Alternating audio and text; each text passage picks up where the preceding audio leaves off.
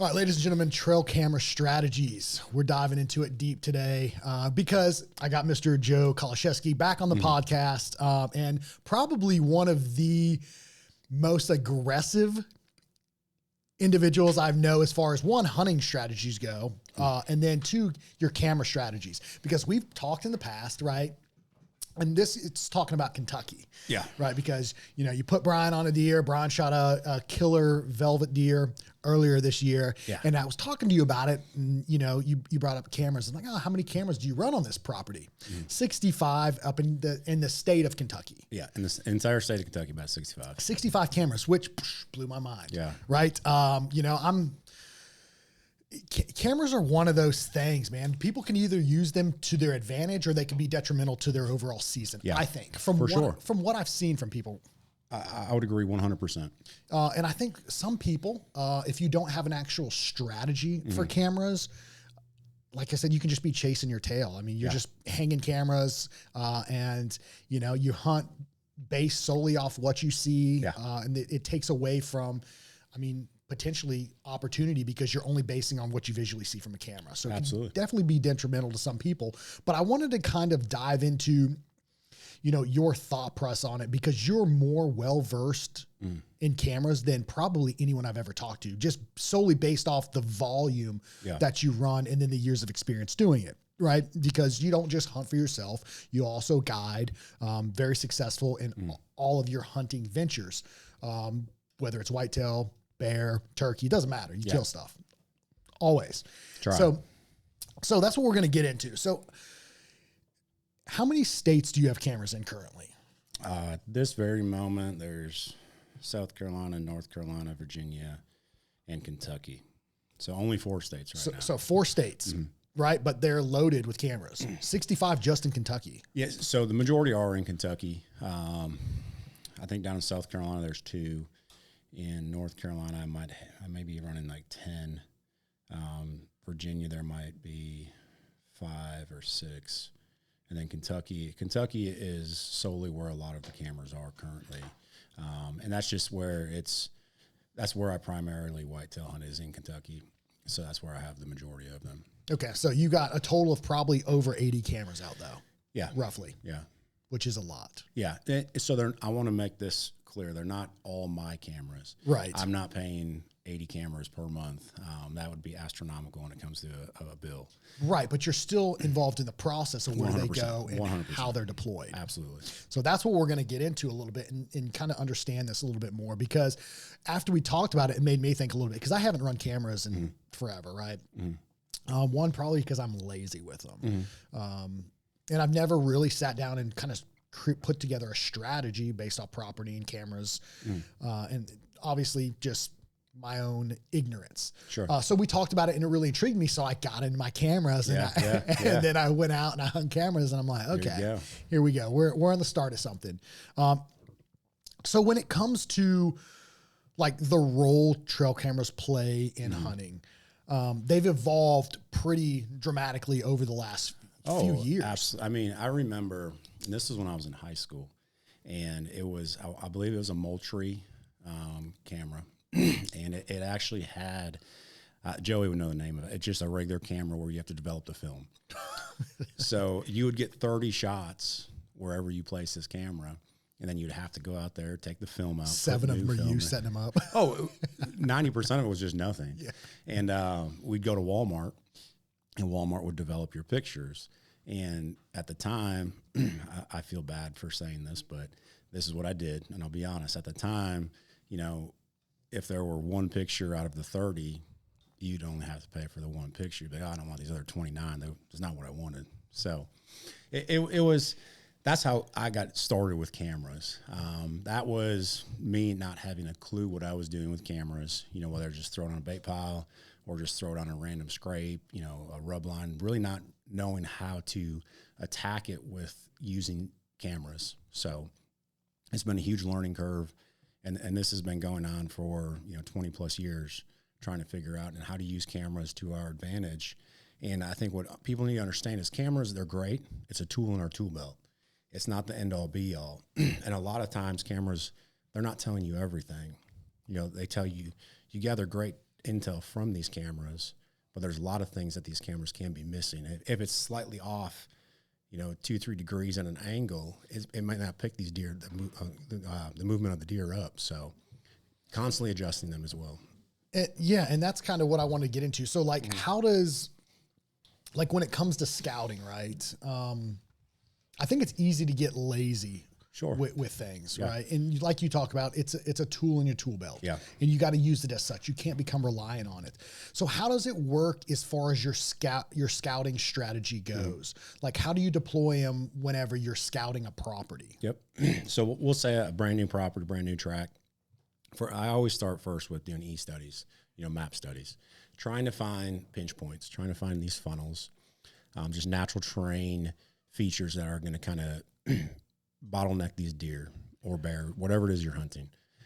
These natural features, and this is not running off of, say we're not baiting or anything. This is just solely hunting the land. And there's no ag fields. It's just open woods. So trying to find natural funnels, trying to find any type of natural food source, and that's going to be dependent on the year. I'm not going to keep a camera on a oak tree that's dropping, in late December. I'm constantly moving cameras. So you don't find that as a problem, like where you're in there too much because of cameras? So with the cell cameras, I think that can date back to with the SD cards when you had to go out there and physically check as far as, that increased amount of pressure, the increased amount of scent you're putting down.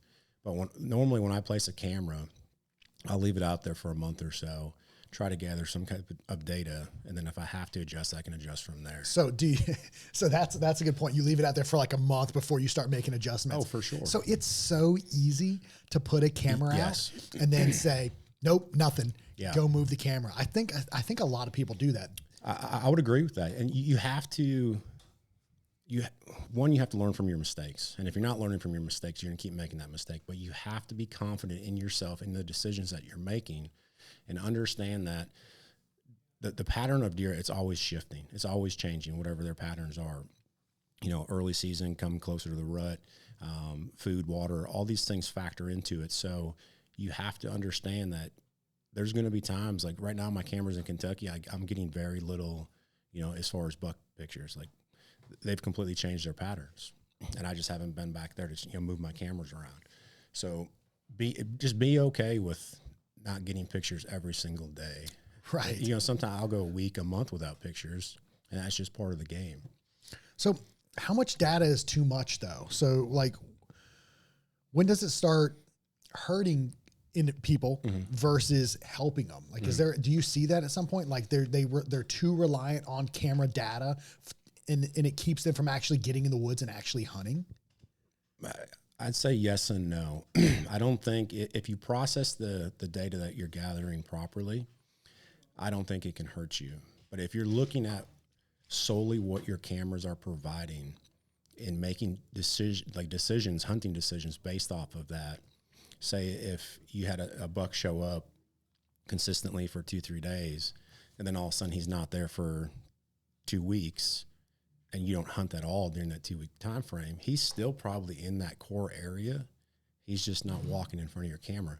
He's not walking in front of your camera, or that camera's just not going off. Yeah. Because there's times where I'll watch deer walk in front of my camera, or I'll walk in front of my camera, and there's no picture sent to me. So don't get so focused on making a decision based off what your cameras are providing for you.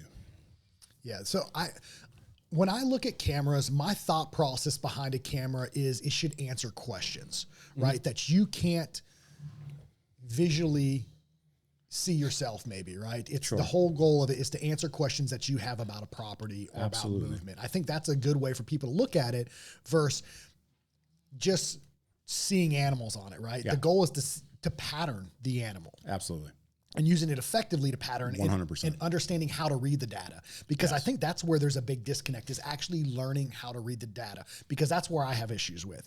Is like, what is this camera actually telling me? Like, what am I learning from this? Yes. Versus these are great pictures. Yeah. If I were to, win the award for best pictures, Yeah. I mean, do you want a picture of a nice buck hanging up on your wall from your cellular camera, or do you want the actual deer on your wall? Exactly. Yeah.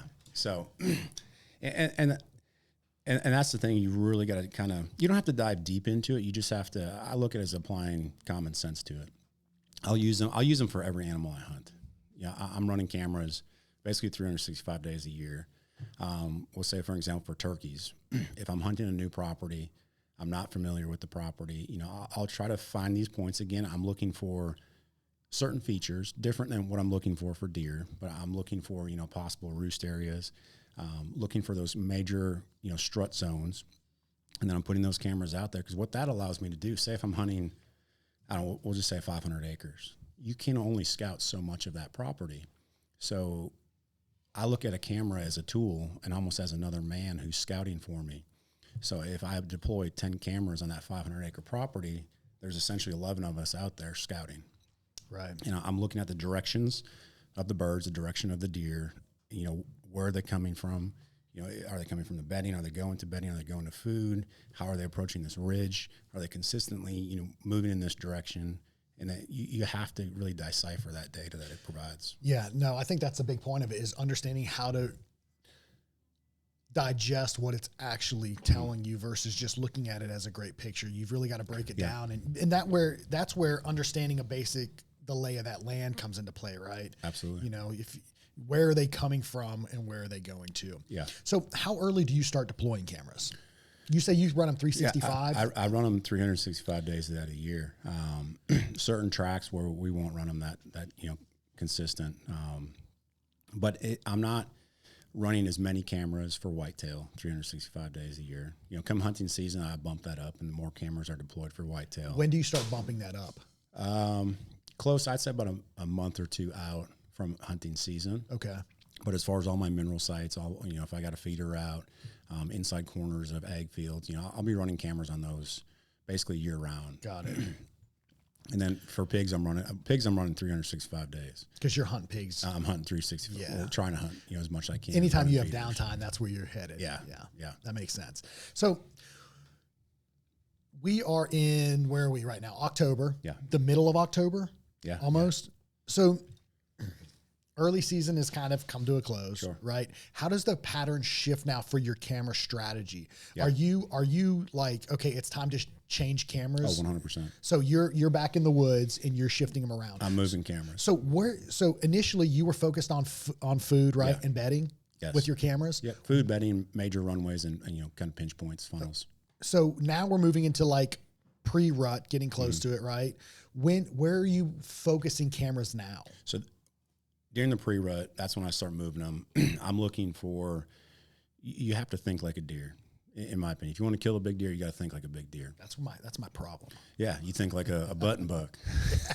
No doubt, man. So if you want to kill a big deer, you have to think like a big deer, in my opinion. So what I'll do is I'm looking for hard scrape lines. You know, I'm not deploying, you know, 15 cameras on every single scrape if I find 15 scrapes. Dude, I find myself like I'm walking through, I'm like, oh, there's a good spot. It's a good thing I've only got 2 cameras on me. Yeah, exactly. I have a row of these things but laid out. You got to think, if you find 15 scrapes, it's their scrape line, they're going to eventually come to that scrape where you have your camera. So trying to take that to my advantage, and, you know, I'll put drip bags out, which is just, you know, a buck urine. It's supposed to only drop during the daytime.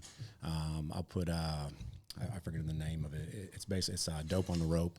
Okay. So it's just the rope that's hanging. So you do a lot of creating Sure. habitat, Yeah. or improving upon the habitat for the deer Absolutely. in order to capitalize on what sure. you're doing. Would you apply that to same thing for like public though? Like certain aspects of that?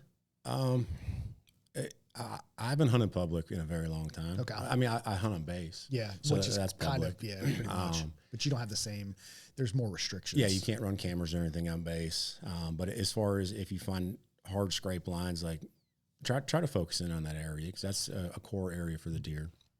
But for the cameras, you know, putting them on the scrapes, putting them, you know, making, you know, finding the community scrapes is really what I like to focus define on. a community scrape. So, and I could be completely off. If Google or someone wants to correct me, go for it. But a community scrape is something that they're using it year round. Okay. It's not necessarily used just for rutting purposes. It's normally a larger scrape. There's, you know, 9 times out of 10, I find there's intersecting trails going to this area. Got it. So every deer, not every deer, but a lot of the deer are using this scrape. it's just not your bucks. So, and that's just how they communicate, you know, with the different glands and, you know, oils and the stuff that they put on the branches, down on the, you know, on the grass or dirt and everything. So trying to find those, put in a camera there, I have found that gives you a really good indicator once that shift of if new bucks are in the area, what bucks you still have in that area, and kind of how to shift your hunting, you know, presence around that. So are you keeping a camera on that particular scrape majority of the time? Or are you shifting to that scrape as we get into like pre-rut rut? I'll probably, I'd say a week before pre-rut kicks off, okay, I'll throw a camera out there and I'll start modifying some things. If I got to, you know, make a mock scrape, put a licking branch, you know, put a dope on the rope type thing out there. So I'd say like end of September. Okay. Trying to move cameras to those community scrapes, which I think are community scrape areas. That makes sense. So what about as far as like your presence in the woods, right? So when it comes to like moving cameras, are you like, I'm basing it around when I'm hunting, or I've got its own day set for moving cameras, or I'm looking for inclement weather when I can move into when it's like raining and stormy? Like, how do you plan to shift cameras with keeping your impact minimal, or does that not really, in your opinion, matter too much? Some will say yes, it's a huge factor, but I think it's how you go about it. It's, again, applying strategy to it. There's times where I go out there and I just got to move cameras, and I'll move 10, 15 cameras if I have to. And then there's times where prior to going to a sit, you know, I'll pull one camera and move to another area. The biggest thing in Eastern North Carolina is difficult because I put all mine in bear boxes, and I run an impact, so it's pretty loud. So I normally won't hunt and move cameras here in Eastern North Carolina. That's going to be more of a designated day. Okay, so those are fixed cameras. Yeah. So with that being said, you're setting these up in areas that are highly likely to have deer coming through. Yeah. So then what makes you key in onto those features for those? Because they're not mobile at that point anymore. Yeah. And that's just having boots on the ground. Yeah. You know, so what are the primary features you're looking for that style of like? I'm looking for the scrapes, the community scrapes, the scrape lines, any type of, I call it more of a historical rub line, just because there's a couple of rub lines. I'm looking for, you know, years prior rubs as well in that area, because that's telling me, okay, this is a core area for multiple bucks most likely. It's not just, you know, fresh rubs and there's nothing else around, you know. So you're looking for that history. 100%. So for the most part, deer are going to continuously return to that area. I say yes. Yeah. I say 100% yes. And that's where, you know, if you look at, you know, say you have a tract of land and you have all the deer there in the summertime, early season they're there, then they just disappear. You know, so I call that kind of, you know, summer staging, and then they have their core rut area where it might be 2 miles, it might be 10 miles away, where for whatever reason, that's just where they venture off to. And it's pretty common that deer will stick to that same pattern I have found of, hey, this is where I'm moving to, then I'll come back to, you know, we'll call it home base after the rut's over. Interesting. Yeah. Yeah, so there's a lot to consider when it comes to deploying cameras. Like I think so. You've got to be pretty methodical about it in your approach. Absolutely. And you can't try not to just throw a camera on a tree. That's the hard part. And I think that's what a lot of people struggle with is like, why am I even putting this camera here? Right. So I'll give you an example. I went in the woods the other day and I have a rough idea of like bedding, but bedding seems pretty hard to define here still. Yeah. Like there's so much opportunity for bedding, but you know, it was a clear cut. It was all grown up. I know that there's does bedding back there because they ran me over, you know? But further back, deeper in the woods right now, which everything seems to be is pretty, like nothing is coming out in open fields right now. Like everything seems to be pretty deep in the woods right now, kind of hidden in cover. Got back there and bumped a buck. He saw me. He didn't win me or anything like that. Kind of popped out of there, almost like he wasn't sure what it was. Kind of didn't rush out of there, but kind of got up, heard him get out. Yeah. Cool. Hung a camera there. Yep. Is that a good decision? Sure. Absolutely. Because then I look further down, you know, I'm walking this transition, right, where it was clear cut, it's real thick, and it starts to open up. So there's that transition line. Yeah. I start kind of following that. So there's a little bit of a rub line down Yeah. there. I'm like, okay, good to go. Yeah.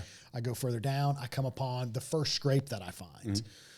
Should I have hung my camera over the scrape, or did it make more sense to where I saw that general area where that buck was bedded down? Or does it? Different approaches to it. The approach I would have taken, I would probably have had 3 or 4 cameras out there then. See, yeah, that's what I was like.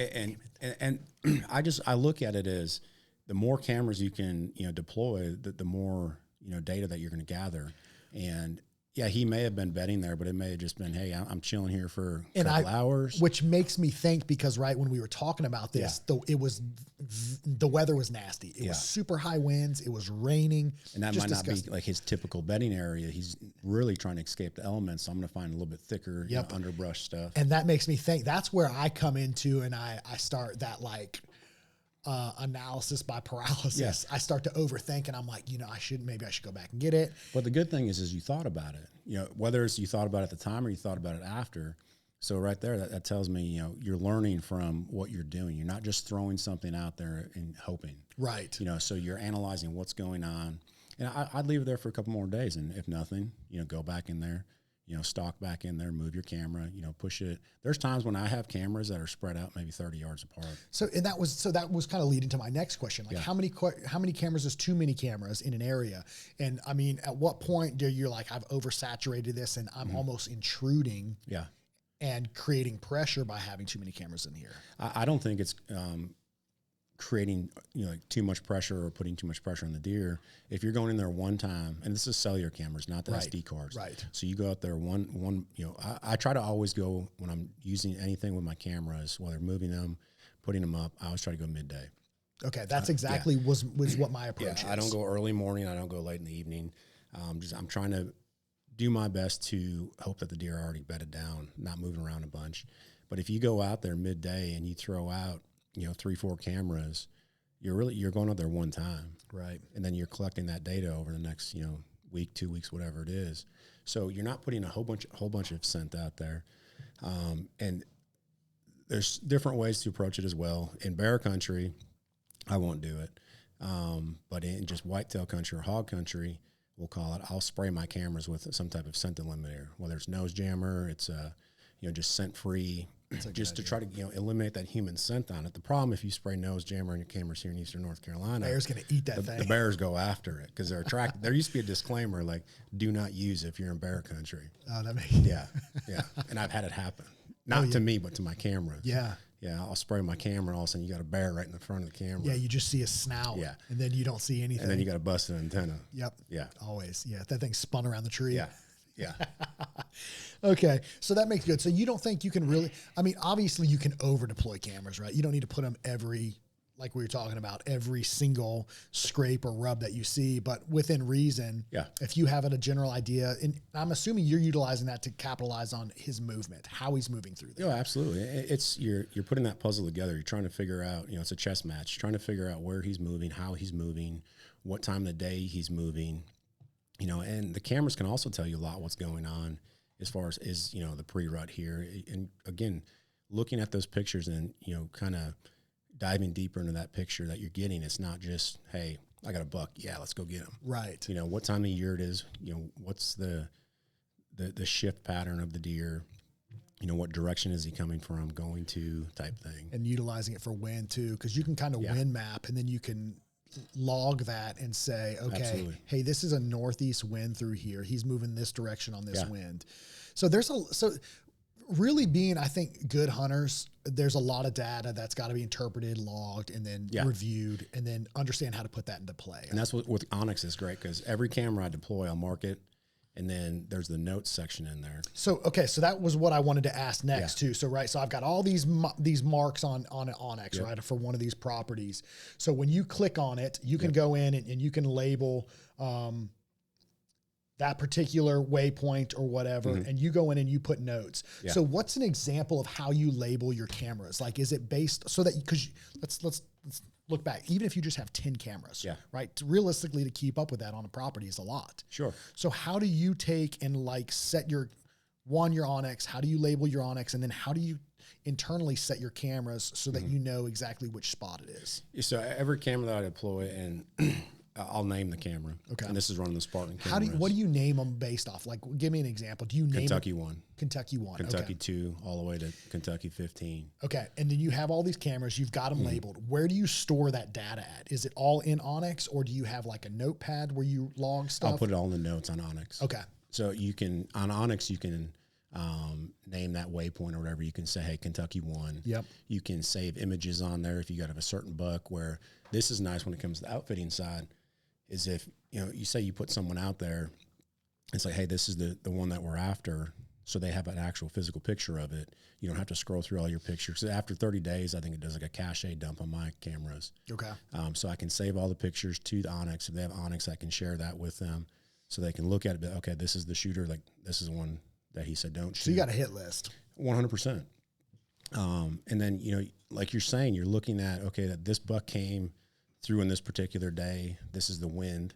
And it's not always accurate with the wind, but you can set the wind setting on there. So, yeah. And for one thing that I've noticed is, like, I like, whenever I read the wind on a weather app, it says one thing, but like you're saying, it's not always correct, right? Yeah. So whatever Onyx says doesn't necessarily mean that that's the wind in that area. So that's where having a little bit of boots on the ground scouting is so important. So you can wind map that and have an idea saying, okay, it's supposed to be a northeast wind, but we're blowing in from the east based off terrain. Yep.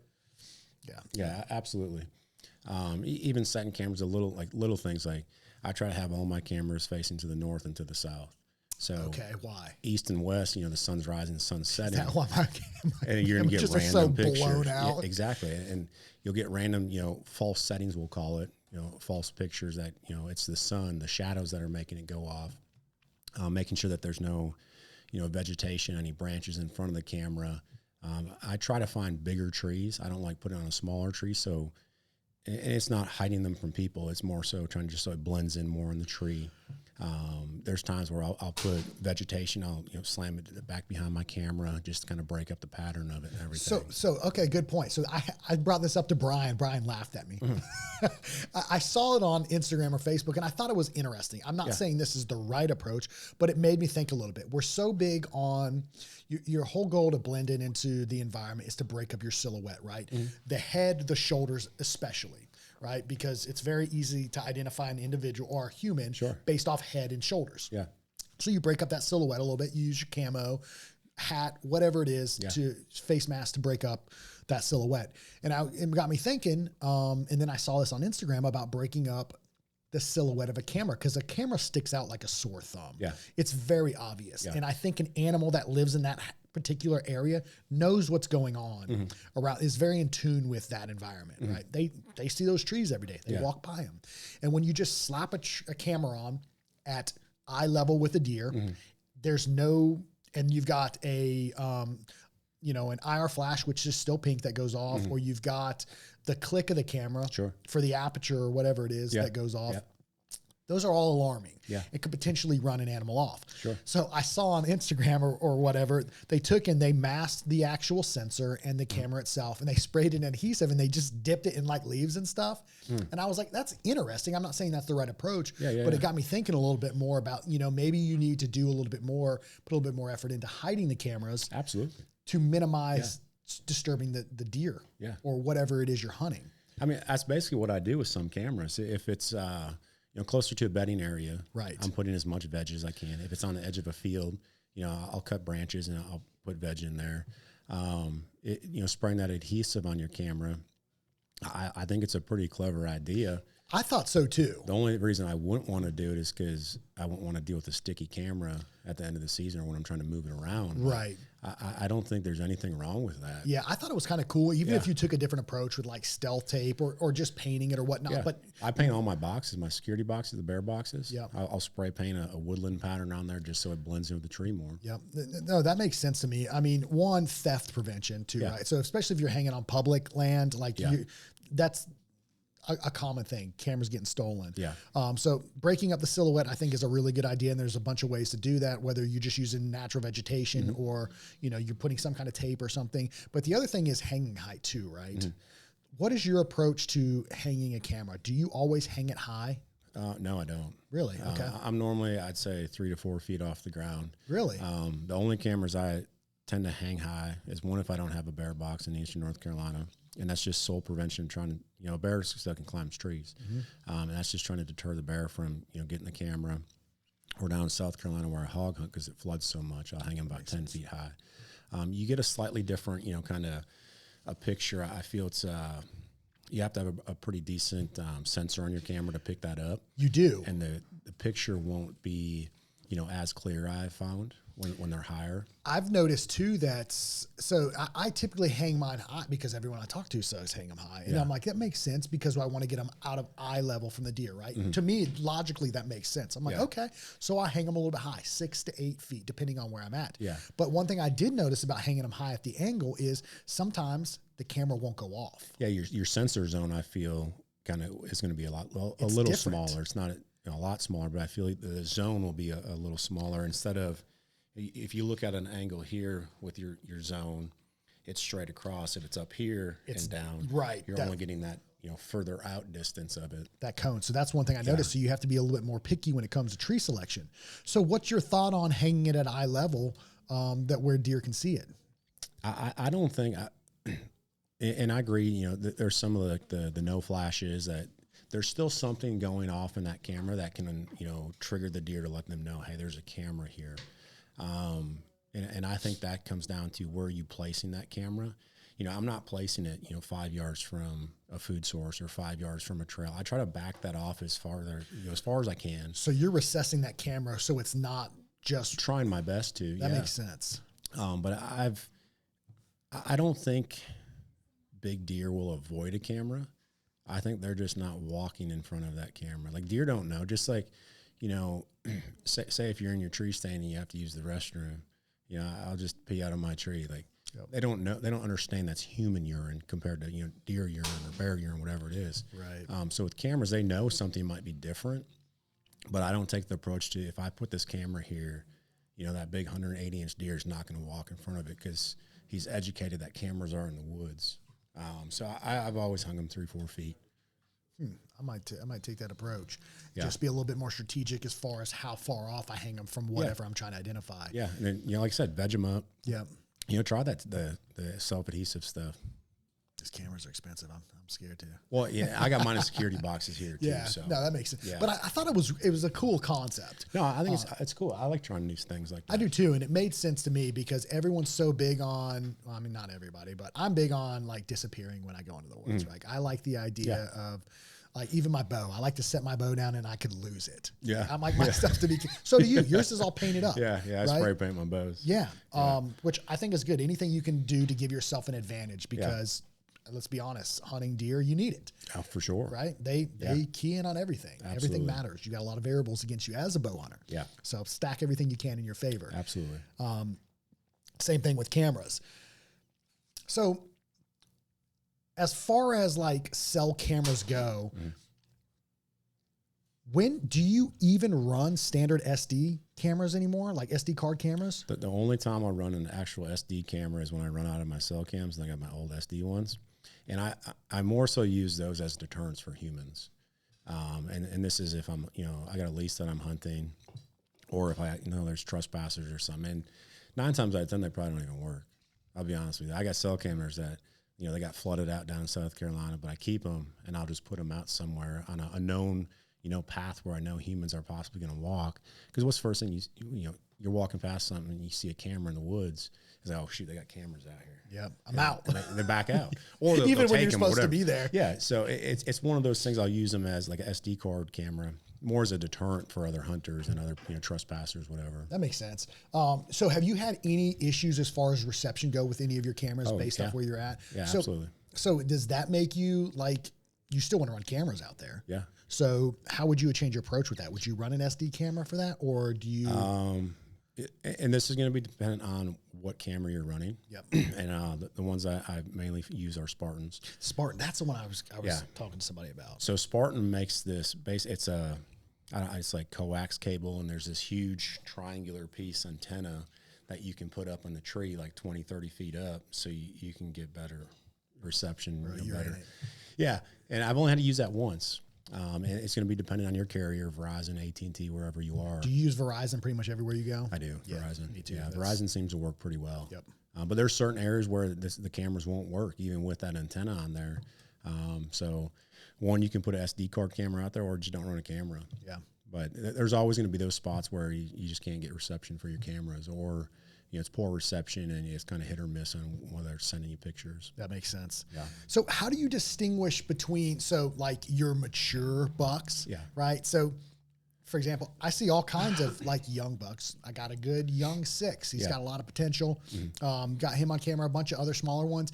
Would you say that there's still a mature buck in that area? Like, or do some places just not carry real mature animals like that? Because that's one thing that I noticed. I actually had a question from Lindsay Davis. She messaged on the Archery Project Instagram, I think, and or maybe it was Extreme Outfitters. I can't remember, but she's very interested in like getting on mature animals, right? It's hard. Yeah. Like, how do you distinguish, like, when do you like realize like, hey, this is younger animals here, younger bucks. I need to continue to push further. Like, what's the difference? So geographically, you have to understand, and we've talked about this. Geographically, you have to understand. We'll say Eastern North Carolina, for example. You're not going to have. It's not common to have 150-inch deer. Right. They're here, but it's not as common. What's an average good deer in North Carolina, where we're at, would you say? I would say an average good deer, 115, Okay. 120, and you should be proud of any deer you harvest, doe or buck. Right. But I would say the most common that I will see around this area, Eastern North Carolina, is, for a good deer is 115 to 120. Okay. And how old? Like, what are we looking age-wise? Are they? I'd say that they're probably around 3.5, 4.5 years old. Okay. There's some deer that I've saw where they're 5.5, 6.5 years old. But again, it's going to be the genetics that you have in that area, the minerals that you have in that area. Some tracks they won't grow big deer. It's not going to happen. Whether there's too much pressure, all the young deer are being killed, so they don't have the chances to mature into bigger deer. So that's where you have to be selective. If you want to chase big deer and you want to kill big deer, you got to let the good deer walk. Right. Like if you want the wall hangers, which we'll say a 150 and whatever, but if you want those big deer, the small baskets, the younger bucks, you have to let them walk. As tough as it may be, I take the approach where if I got 160 on the wall, my next goal is 170. So if I see a 160, I'm going to let them walk, because you're not going to get that next 170 if you kill a 160. Oof. But it's however you want to. What are your goals when it comes to harvesting animals? That makes sense. Yeah. So what's different about those really mature deer versus the younger ones, like habitat wise? Like, are they typically more like secluded, like run on their own? Like how do you key in on them versus like all I'm seeing is young deer? Yeah. I want to see these more mature ones. What do I need to do different? And how does my camera strategy need to shift? I see both sides of this, where sometimes you'll see mature deer still hanging out with younger deer, and I feel that they'll use them almost as like a test deer. Like, hey, you go first. I'm going to hang back and see what's going on. I'm going to assess the situation while you go out there, you expose yourself. If you're not alarmed by anything, then I'll come out. And the other side is these mature deer, they're by themselves. Right. It's very seldomly you'll find them traveling with other deer. And I have found Eastern North Carolina, I try to get into the spots no one wants to go to, the spots that are wet, the spots that are thick, and the spots that have really hard, solid transitions. And when we talk hard, solid transitions, give me an example. You got a thick pine row or a recently, we'll say, a clear cut area. That's real grown up. It's grown up. It's thick. Like you got to basically, there's areas where I'm belly crawling through these areas to get to the open part of the transition, because they're probably, I would say, they're bedding really close to that transition line. They got the thick cover to their back, but then they can see that open area of the transition where it opens up into whatever that transition is. So trying to focus in on those areas, because a deer bedding, I feel a mature buck, they're they're going to play it just like we would. They're going to play things to their advantage. They're going to play the wind, but they also want to use their eyes. So they're not bunched up, in the middle of the thickest of the thick where they can't see, 10 yards in front of them. They still want to use their sight, to help them, as far as predators go. So do you think that you're going to have to push past those younger deer and like sometimes bump them out in order to get to the mature deer? I think so. And and I'm talking like trail cam strategy with this. Like you realize you're going to have to go a little bit further and push in a little bit more and put those cameras in more remote areas. I do. And that's where your entry and exit points are going to be important. Well, which was what seems so hard, right? That's the hard part is how do you access? That's where I'll use Onyx, and it has the track mode. So as soon as before I go into we'll say this thick stuff, I'll hit track, start tracking my whatever path I'm going, and I'll have my veg clippers, a saw, whatever it is, and I'm just slowly walking through there, clipping branches, making my path. So it's an easier infill and exfil route for when I go back in there to actually hunt it. But you have to push in. And this is me. I guess I'm more aggressive than most people, but I push into the thick stuff. I don't care if I bump deer. If you bump them once, you can get away with it. Now, if you continue to bump them, they're going to leave. When we talk about bumping, we're talking about you're utilizing the wind in your favor to get back to these areas, right? The wind's not blowing over you as best you can. Yeah, because there's times like I don't know if there's a deer that's downwind of me. Right. I don't know exactly where these deer are bedding. I don't think anyone can tell you that deer's right there. Yeah. Nope. So there's times when you have to push in, or I push into these areas, whether it's to deploy a camera or to actually hunt, like you have to push into that stuff. So you got, I mean, essentially you got to risk it for the biscuit. That's my approach. And I'm not saying it's the right approach. I think there's a lot of different ways you can approach this personally, but I think you can also, there's a lot to learn from guys who consistently kill good deer every year. And you being one of them, I mean, not just good deer, but good animals every year. You've got a lot of experience with it. So when it comes to like, is there a difference in actual, I would say, like sign for your mature deer versus like your younger, like 1, 2 and a half year old bucks versus your, 3.5 to 4? Is there a big difference in sign that you can key in on, or is it something you've got to, all right, I'm going to deploy here, deploy camera here. I'm going to watch the sign. Nope. It's just it's a young buck. I need to shift. We need a different approach to find that mature one. I think that's a tough question, one, because I've witnessed, very mature deer rubbing on saplings. Really? And okay. I've witnessed, very immature deer rubbing on larger trees. So I don't look at a rub unless it's just a ginormous tree. I'm like, okay, that has to be a big deer. But what I'll try to do is, we'll say if there's a sapling here, there's one over here. I'm trying to see how much of these trees to the left and right of that main rub are tore up. To me, that's the big indicator of, okay, that's a bigger deer. That's a mature deer. So say that again. So we'll say if this is the main tree right here, and you have, some other saplings here and here, we'll say. So the main tree is going to be the bigger tree we're talking about? We'll say if it's the big tree or a small tree. Okay. Size really doesn't matter. But then if you have a tree here and a tree here, and we'll say it's 6-7 inches to the right, 6-7 inches to the left, this one's rubbed hard. These ones are tore up a little bit as well. So it's telling me, this deer's a little bit wider. His tines are probably a little bit longer because it's hitting these, peripheral trees here. So that's one indicator that I can say to find, hey, maybe I got a mature deer in here. But just solely going off scrapes and going off of a single rub, I think is very difficult. Now you can look at the tracks in the scrapes, tracks on the, trails wherever you're on. A bigger track's going to indicate a more mature deer. But yeah, I think it's tough to read sign and be like, that's a big deer. So you've got to take, so realistically, you've got to take a lot of different factors into account in order to look at it. So you're looking at one, terrain. I'm assuming you're looking at two, the features of the terrain that are around you. Yeah. And then you have to look at the sign, and then realistically you need to get eyes on with a camera or visually with an observation sit in order to know what you're after. Yeah. And we'll say it's on a hard scrape line or hard rub line. I'm not putting that camera, I'm trying to get it offset. Right.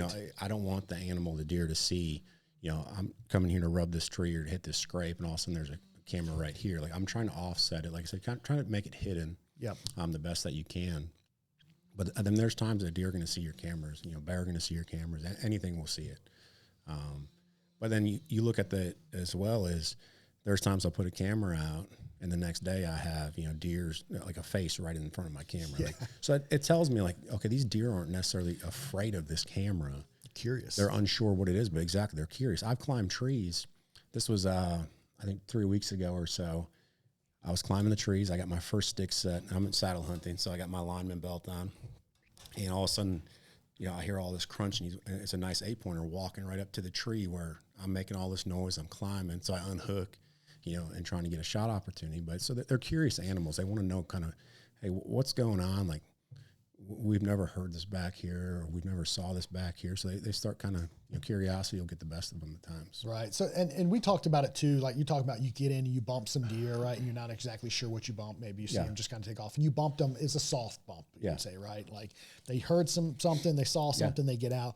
Typically, curiosity gets the best of them, and they circle back around. Yeah. So this leads back to when I was out the other day, right? And I was, and it's kind of a dilemma. I had bumped that deer out. I hung a camera. I backed out about 80 yards, right? And because my thought process on that was, he's probably going to come back in the evening or even in the morning, more likely, but he's going to circle downwind to try to get to wind, whatever, me being there. I mean, what is your approach on something like that? Do you take, back out a little bit and if you're going to hang and hunt, right? So you bump something, you've deployed a camera because you're in there. You're like, okay, this is a core area for him. I've bumped him, soft bump. Do you back out from that area X amount of yards and then like sit and observe if you wanted to hang and hunt, or like how would you approach I'll start looking at trees right away. Okay. Right where I bumped them, I'll start looking up. I'm looking at trees like, what tree can I go up into right now? And sometimes you have to back out. Sometimes you got to keep pushing a little bit because it's not an advantageous position. Yeah. Because my thought was, I was like, oh man, I bumped him. He's 15 to 20 yards is where he was bedded down. Yeah. He had the wind blowing over his back. He had everything in his favor. Wind was blowing over his back. Nice, consistent northeast wind. Yeah. He saw me. Yeah. Kind of saw me busting through there. Super thick. He got up. So I'm like, okay. I didn't want, right there I froze. I was like, ooh. Do I want to go any further? And I was so curious. I almost did, but I didn't. Yeah. I was like, there's a bunch of travel through here. I can see there's a bunch of trails in and out of this area. Yeah. I'm going to hang it up on an intersection, essentially, is what I did. And I was like, I'm going to back out 80 yards. I'm going to, because the way this property is, he can only go so far around me. I was like, I bet if I cut this in half, he's going to circle downwind. If he does, he's going to circle downwind, try to win me and come back to that area. Maybe. I don't know. Was I right? What would you have done in that situation? Did you see the deer? I saw him initially, but I didn't see him again. So I backed out. Second time? I left. I pulled out completely for the hunt. I was like, so what I would do with that situation is learn from that. I'm not going to call it a mistake, right? But learn from that approach. So next time, if you do that, do something completely different. Just take a different approach. I should have stayed and hung. A lot of time, if I bump a deer, I'll just take a knee and I'll sit there for 25, That's what minutes. I did. I was texting Levi. I'm waiting like, is this, what is he doing? Or I'll grab my grunt tube right away and I'll grunt at him, or I'll snort wheeze him. There's so many times where I'm walking through the woods and, I bust something up, they start blowing, I snort wheeze them, they stop. They stop dead in their tracks and they just start meandering around again. They're not necessarily going to come back to me. Right. But you've taken that alertness. They think I'm a deer now. Yeah. And like I said, I'm very aggressive when it comes to calling, when it comes to, any form of calling, whether it's, grunting, rattling, snort wheezing. And I don't think you don't need to be, a magician when it comes to how you're rattling, how you're blowing your grunt too, how you're snort wheezing, because every deer sounds different. Right. I've heard hundreds of animals, hundreds of deer grunting. They all sound different. So it doesn't have to be a perfect tone. Now I've heard ones that sounded like a pig. Like they just rip one off. It's like a buck growls with primos. I think it was probably 25, 30 years ago. I heard one it sounded like a pig running through the woods. He was just going crazy. I was like, there's no way this is a deer. And he pops out and it's a nice 8-pointer. Okay. So just take the approach of just trying new things when it comes to that situation. So next time, maybe push forward 40 yards, east, west, whatever. See what else, because I still don't know what's back there. Yeah. Right. He's almost like where I found him at. He's at the corner of the property, but but he's like in the center of this big block of woods. But on the backside, you know, it's clear cut, super thick grown up. He's right on the edge, like you talked about. Yeah. He's right there on that line, that transition line. And then he's got access to, you know, a field back this way, but he's also got access to a field this way, whether he goes, you know, 100 yards this way or that way. So he's pretty central. Yeah. But yeah, I was just kind of like, where do we go from here? Yeah, and it's tough, and that's what's really, you know, fun about hunting. It's something new every single time. But maybe you don't harvest that deer this year, right? So maybe take the approach for next year. Come, you know, January. Now you're going to cut, you know, a clear defined pathway, so you can sneak in there. You know, you can remove all the leaves, you know, the sticks, so you can sneak back in there and get to a different, you know, vantage point to hunt that deer. Yeah. And always changing it up. There's very seldom I hunt the same tree. Right. So that's one thing that I do take that's kind of my approach is I never really I don't have any pre-hung sets. Yeah. And I never really hunt the same tree. Rarely, right? Yeah. Maybe 2 or 3 times in a season at most. But I like being mobile, and I like, you know, honestly keep myself guessing. And the same thing with cameras, you know, don't always put it. There are certain areas where I hunt where it's going on the same tree because I have so much, you know, history in this area. And it's just, I know the deer are going to be there. There's certain areas where I'll hang on the same tree, but very rarely am I doing that. You know, I'm moving cameras, you know, all the time.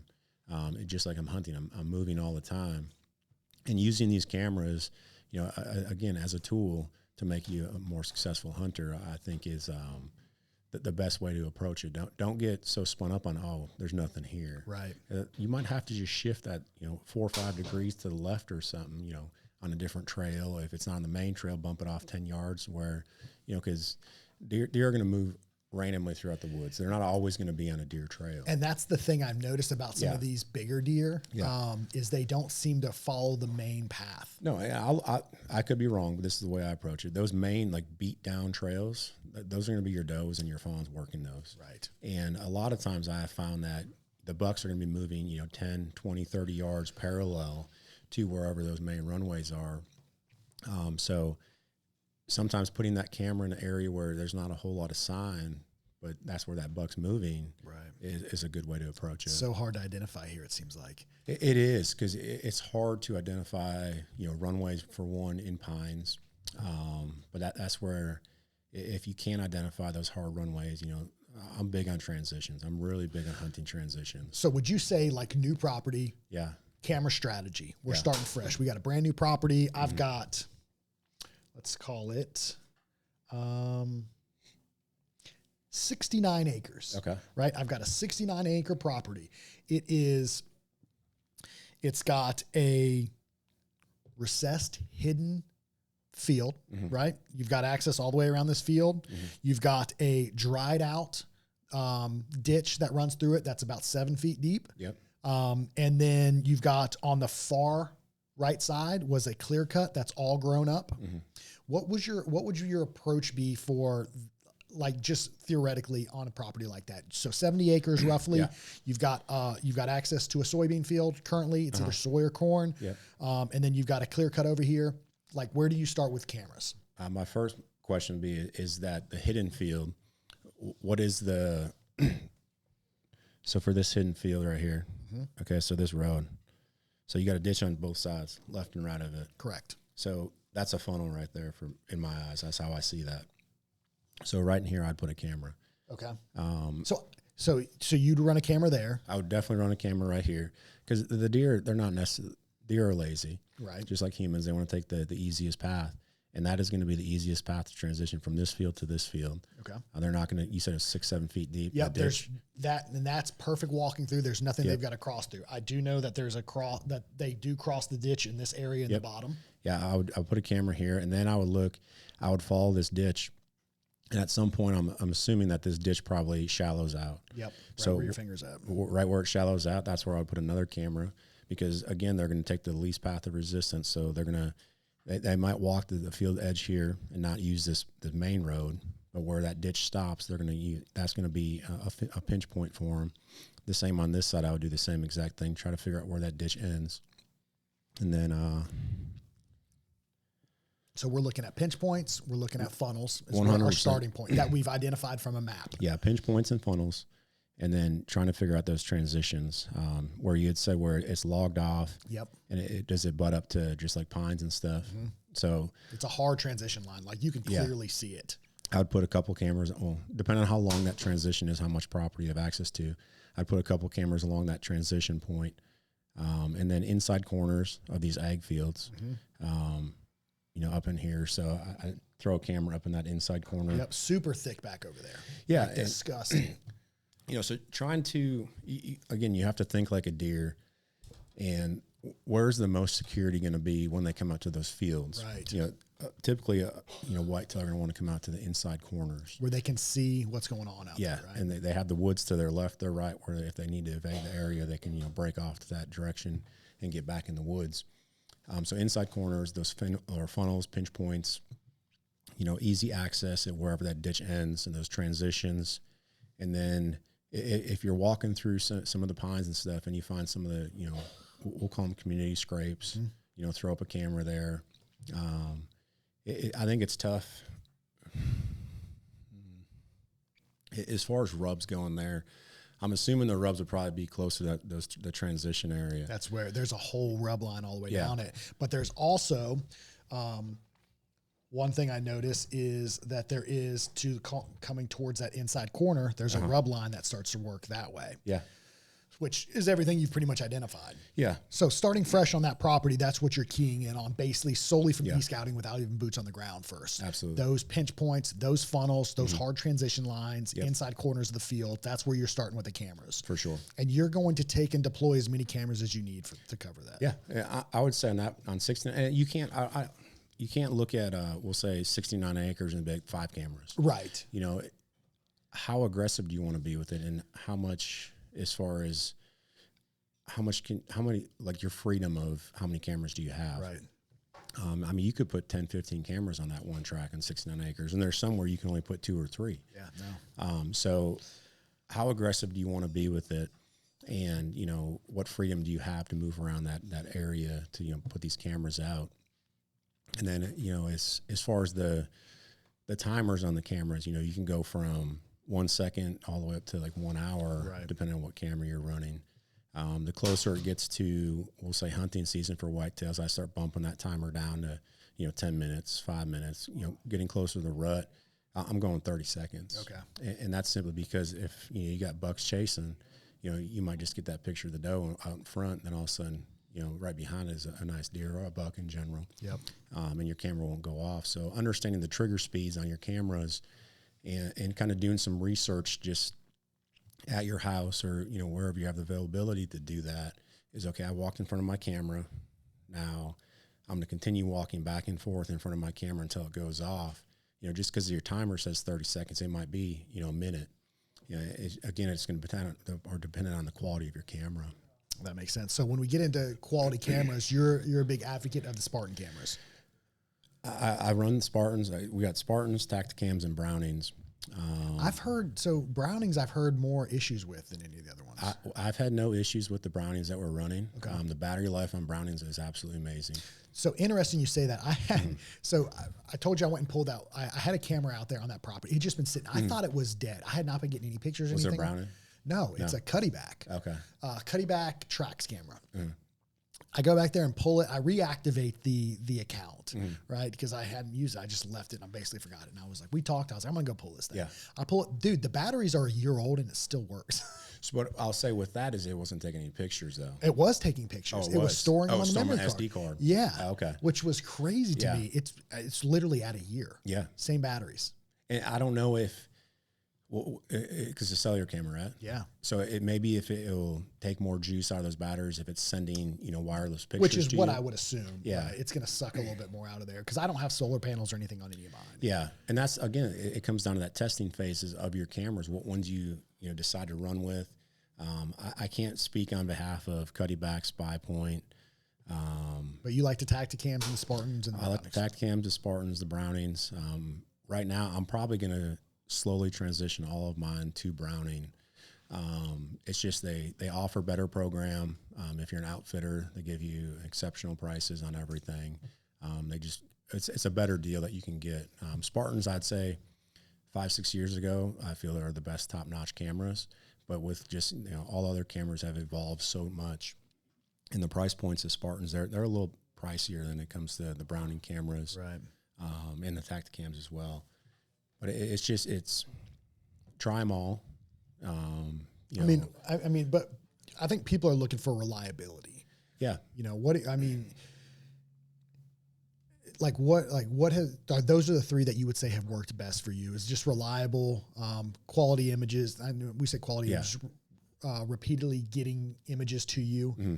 Just a good, reliable camera. There's times when, like for the Spartans, for example, you know, I got some in Kentucky where they just stop working. Yeah. And you have to physically be there to basically reformat the camera, so there's nothing you can do. So I feel Spartan's customer service may have gone down a little bit just because it's not, they're a terrible company. I think it's just they don't have the availability for people. Resources. So it takes them a little bit longer to get back to you. Browning, you can talk to someone, you know, fairly quickly. But there's certain times where there's nothing you can do besides you have to be there to reset that camera. Right. So you just got to make a trip to wherever it is. Boots on the ground, back in on them. Yeah. And so whenever you do have to do that, and like I say, we're in the middle of the season, mm-hmm. What's your approach on that? Is it, you're like, I'm good with it going in there and you know? Oh yeah. Yeah. And again, I'm not, you know, I'm being cautious going. I'm not just, you know, ripping through the woods. Right. You know, I'm still being cautious to wherever, you know, these cameras are set up, you know, approaching at certain times of the day, avoiding certain different hours. But, you know, if I got to change the batteries, or if I got to, you know, reformat a camera, I'll go in there and do that. Got it. So you really need to be familiar. I think one learning lesson too is people get very eager with cameras. Mm-hmm. I'm being one of them, and I'll deploy a camera without fully knowing how it functions. Sure. And then I've just wasted my time because then I got to go back and figure it out. Yeah. So I think a big takeaway too is it's familiarization with your gear. We say it all the time for everything you do: stands, bows, saddles, lock-ons, whatever it is. Be familiar with it. You got to take the same approach with your camera because they're very technical. Absolutely. So it's very easy just to get suckered in, throwing it out there, and you're like, why doesn't it work? It turns out you didn't set it up right. There's been multiple times, because with the Spartans, you have to. There's three settings. There's off. There's basically where it initializes, it gathers, you know, reception, and then you have to turn it on. Right. There's been multiple times, I'm guilty of it, where I'll, you know, initialize, camera's ready, boom, hang it up. And then it'll be, I'm like, what's going on? Like, it's been like a week. I didn't arm it. And I know I was getting pictures prior to going out to whatever I had to do to, you know, change the camera out. And then I'll go out there, it's like, oh, you dummy, you didn't even turn it on. Yeah, batteries are good. Yeah, batteries are good. Everything's good. You just forgot to turn it on. Yeah, no, I think that's especially important whenever you're, you know, hanging these out of state, right? If you got a lease or something that you've got access to, you really need to be familiar with your cameras. 100%. Yeah, do everything you can to set yourself up for success. So, but what do you think about is like one of the most like underrated tips when it comes to utilizing cameras? Like what's a tip that you would offer people when it comes to camera strategy? Is there anything that really sticks out? Just first, you have to read the sign. You have to, you know, scout your maps. You can't just throw a camera out there and expect to get pictures. So understanding the terrain, understanding the key things that can, you know, help you get on deer, I think is very important. So this does not eliminate your woodsmanship skills. No, not whatsoever. at all. Not at all. It's like an arsenal within the tool. 100%. It's like you said, it's just another tool that you have, but you still have to approach it in a tactful manner in order to be successful with your camera deployment. And then also if you're not getting pictures, don't be so, you know, apt to completely move that camera and leave that spot. You might have to move it 5 yards. You might have to move it 10 yards, you know, change the angle of it. It's just not picking up the deer in that direct, you know, cone that the sensors are at. So just be okay to change things, but also be patient with what you're changing, and then reading the data that those pictures are providing you. Don't just, like you're saying, oh, there's a buck, I got to get out there. Okay, so what else is this buck telling you? What is this picture telling you? You know, what time is he moving? How often is he coming? You know, if it's all nocturnal, you know, movement on your camera, you need to move, you know, maybe keep that camera there, but move another camera 100, 200 yards if you're trying to, you know, get this specific deer. Or, you know, you're not close enough to his core area with your camera placement. So that's just reading that information. It's like, okay, he's 100%. here, but I've still got to make a move. I've got to get closer to collect a little bit more information. And bear cameras, the intel that you can gather for bear is tremendous. And the biggest thing I can say with bear hunting and deploying cameras, if all your pictures are nocturnal for bear, you need to move that bait site. Because it's so far away. You know, if it's, we'll say 1, 2 in the morning, that bear's, you know, there's 3, 4, 5 bear there every single night, but you have 0 daytime pictures, you're never going to kill that bear. He's traveling too far. They're traveling, you know, it could be 1, 2, 3 miles. So you have to reposition where your bait site is, move that bait site, move that camera, try to figure out, hey, what direction are all these bear coming in from? Is it from the west, from the east? Okay, if it's from the east, let's push 400 yards, you know, east if I can, if the track allows you to. Throw out some bait, put your camera there, keep the camera at that, you know, old bait site just to make sure that they're still moving that. You didn't, you know, booger everything up, because bear are pretty sensitive when it comes to, you know, human presence. So just moving around when it comes to specifically hunting bear is very important if you want to get a daytime bear. So we're going to have to do a podcast specifically on black bear. I think Like so, we're going to have to dive in the weeds on that, because you have a Yeah. lot of experience with it. Yeah. And the season is, I think November 7th. so we're very close. So we're Yeah. going to have to bust one of those out too. Yeah. So, because I have to pick your brain on that as well, because Yeah. it's another thing we were talking about. Yeah. So lots of good stuff, man. What about, so one of my other questions is mounting a camera, right? Like, do you use any special mounts, or you just mount them to the tree, put a stick behind them and angle them like you need them to? Yes. With, you know, running the security box, the bear box, I'll use, what are they called? Not Trex. I can't think of the name. Timber locks. I'll use timber locks, and, you know, they're about 3-inch timber locks. I'll screw it to the tree, and if I got to angle it down, you know, I'll just throw a stick up behind it to angle it down or angle up, left, right, whatever it is. But when it comes to other states where there's no bear, I'll just throw my strap on there. Okay, that's how I run it. And I just again, put a stick behind it. Put a stick behind it, get the angle that you need. Yep. You know, always walking in front of your camera prior to leading, whether if it's SD one, you know, have an SD card reader with you so you can make sure it's taking, you know, that area that you want it to focus in on. And there's times where it takes me, you know, 7, 8 times to adjust my camera so it's perfectly set up. I'm glad I'm not the only one. It's good to hear dudes like you. Like, I'm over there messing with it. I got to reposition it, move it again. Yeah. I mean, it could be off, you know, 6 inches. Like, nope, I got to move it. Yep. I move it too much. You'll miss everything. Yeah, and it's just one of those things. You know, I think it's the A-type personalities that we are. We want it perfect, or what we think is perfect. Turns out he's on the other side of the tree. Yeah, exactly. He skirted it the entire time. Yeah. Oh, that's funny, man. Dude, so what else we got, man? I think we covered a lot. So that's a ton of great takeaway, I think, for the listeners. Personally, for myself, that's why I wanted to do this, man, because I'm diving more into the trail camera side of things, because I want it to be, you know, like you talked about, another weapon within my tool belt, and I want to be a little bit more efficient with it, and you know, have more strategy versus what I've had in the past. So tons of great takeaways. Anything else we need to consider? I'd say for the direction of the camera. What I try to do, and we'll say if this is going to be very specific to hunting over like a bait pile, any type of food source, I always position that camera away from wherever I'm hunting.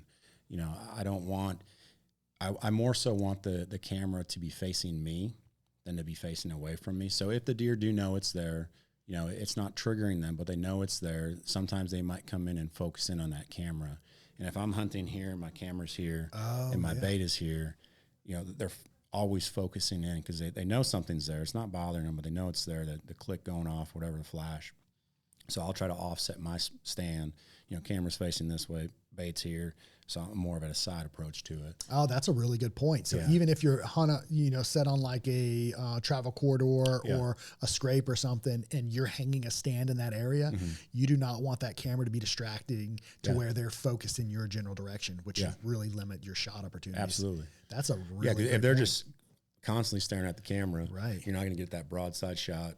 You might be able to pull back, but you don't have that good shot opportunity. So offsetting your position, your setup from where your camera's facing. Super good piece of advice, man. Yeah. I like that. Cool. I think that's everything, dude. Yeah, man. Tons of information, man. So listeners, if you've got questions, I would love to have them. Drop them in, shoot us messages so that we can, you know, build off these, and we can do like a Q&A podcast, which would be cool if we could answer a lot of questions that listeners have, just to really help everybody out. Because like I said, you're a wealth of knowledge with them. You have a ton of experience, and you run more cameras than anyone I've ever met. personally. So, I mean, you can talk pretty intelligently on just about any of it and have a lot of a good feedback. So, Joe, thanks for coming on, man. It is problem. Apex. Yeah, Apex Outdoors and Taxidermy. Apex Outdoors and Taxidermy. If you've got questions about, honestly, it doesn't even matter. Bow hunting. If you got questions about bow hunting animals, Joe is the guy to talk to. Head over, check him out on Facebook, Instagram, YouTube. All of it's there. He does guided hunts. Yeah. Taxidermy. So if you need an animal mounted, yep. He's limited though, and he's very talented. So you're probably gonna have to get in line. Yeah, I wouldn't take in so much because I really enjoy hunting. So that's what. Yeah. Whenever you got into it and told me, I'm like, there's no way this is gonna work. But then you said you limit how many you take in. I was like, okay, that's manageable. Yeah. That's it. So if you need him, check him out. Joe Kolaszewski, honestly, my favorite last name to say. Dude, like always, I appreciate you coming on, man. For sure, man. Thanks for answering all of my questions. Hopefully we'll have some questions for some listeners and we can do another Q&A episode. Yeah, we'll do our best to answer them. We will. And then we're going to have to do a follow-up episode. I want to do one on black bears, man. Yeah. I want to dive into the weeds on that. Yeah, and I think we're in the perfect geographical location. And all the travels that I do, everyone I feel wants to get on a bear. But everyone thinks it's very simple just to get on a bear. Dude, well, not only that, then we talked about you get on a bear and you shoot a bear. Yeah. You got to get the bear out. Yeah. And in eastern North Carolina where the big bear are, it's not just going there and drag them out. It's a nightmare. So we're going to cover that in another episode. We'll have to get on it and then this next week, man. So as always, Joe, I appreciate you coming on, man. Listeners, drop some comments, give us some feedback. Let us know if you got trail camera strategies that have worked well for you. We're always looking for tips and advice. So drop them in the comments. And that's a wrap on this episode. Sounds good, man. We'll see you guys in the next episode. Thanks for listening, guys.